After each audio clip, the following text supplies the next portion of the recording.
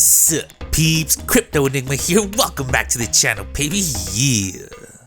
That's right ladies and gentlemen, today I'll be cooking up some very tasty Scorpionlord cheese. Now, I'm going to make this video as fast as possible because this method is actually performed very similar to my Tiger Vanguard cheese, so I don't feel it's necessary for me to have to re-explain how this cheese works. Therefore, if you want to get a fuller understanding of how this strategy works, then I recommend you watch my Tiger Vanguard video, which I will link in the description. Now, as always, I'm going to give a brief overview of how this cheese is performed, and then I will show you my entire fight with this boss so that you can fully understand how to perform it. So first I want to say that this boss is very aggressive, and the best way to beat him, in my opinion, is by using a crit build. So I'll be going over the equipment and the stats that I'm using after the fight for anyone who cares to know.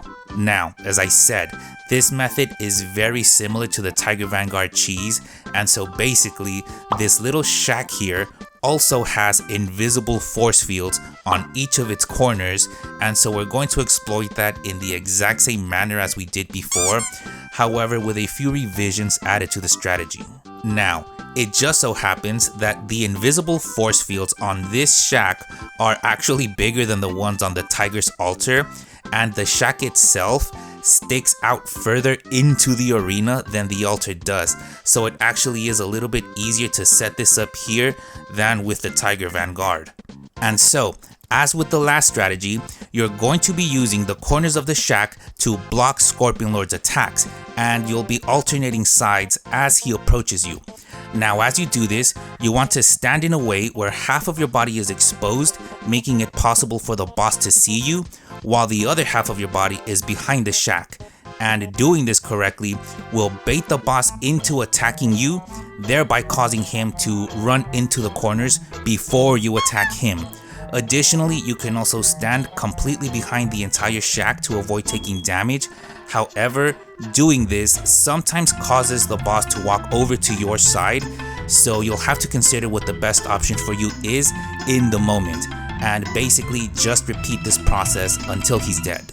That's the basic gist of what you'll be doing. So now I'm just going to show you the fight, and of course I will be adding commentary throughout the clip as I feel necessary to help clarify key moments. So before you engage the boss, go ahead and use any medicines you might have. You can see here that I'm taking amplification pellets to increase my crit chance, and I would also have taken tiger subduing pellets if I had any. Now, I'm charging my heavy smash attack, but you can also see here that I'm running in circles, and this is to increase my attack as I am wearing the pilgrim armor set.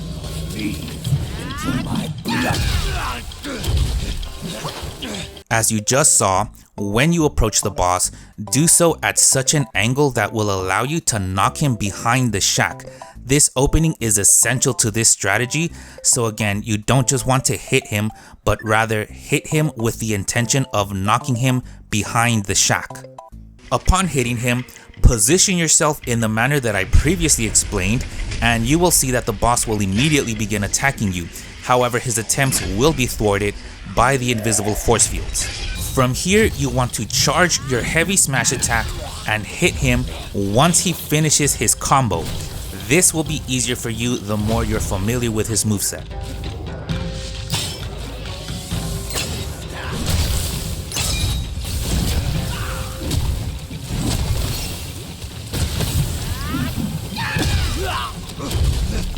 Once he eventually reaches you, run behind either side of the shack and use Cloud Step. Now, this next step here is actually part of the revision that I made for this strategy, and so instead of simply running to the other side, this time take the opportunity while in Cloud Step to charge your heavy smash attack and then hit him, then immobilize him, and then run to the other side.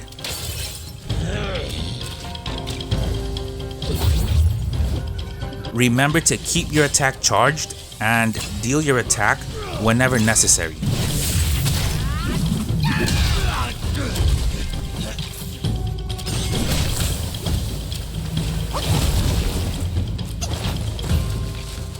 Again, once he reaches your side, use Cloud Step and then charge your heavy attack and hit him before running to the opposite end of the shack.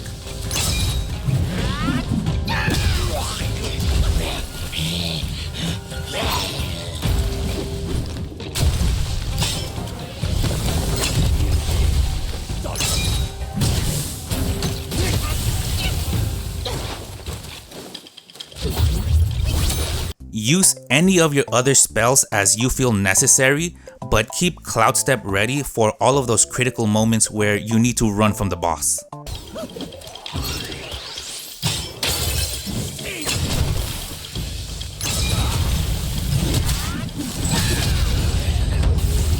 And that was that, ladies and gentlemen, the Scorpionlord cheese. Now, for those of you wondering about the equipment I used, as I previously mentioned, I am using the full Pilgrim Armor set, which raises your attack while sprinting. I am also using the Spider Celestial Staff for its 12% chance to land a critical hit. You can ignore your vessel. Now, the spirit I'm using is the Wolf Assassin because it increases your chance of landing a critical hit simply for having it equipped. Now, the curios I recommend are the Back Scratcher to increase your stamina, the Cat Eye Beads to increase your chances of landing a critical hit, and the Tridacna Pendant to reduce the cooldown of your spells. For your medicines, I recommend the Tiger Subduing Pellets to increase your attack, and Amplification Pellets to increase your chances of landing a critical hit, which I did end up using in this video. Also maybe Anti-Miasma Powder, but this third one is up to you. As for my stats, in Foundation, the 3 skills you mainly want are these here, which will increase your attack, your chances of landing a crit, and your crit damage. The rest are kind of optional. For your stances, just get everything for your smash stance. Ignore the other 2 stances. Ignore mysticism. And finally, in alteration for Cloud Step, get everything except for that last skill. You can ignore strand and transformations. But with that being said, thank you for watching, ladies and gentlemen. If you made it to the end of this video, I absolutely appreciate you and I cannot stress that enough. But for what it's worth, thank you for watching. And if you happen to enjoy this video, then you may enjoy some of my other content as well. So do feel free to check that out if you so wish to. But again, thank you for watching, ladies and gentlemen. And I love you, baby. Mwah.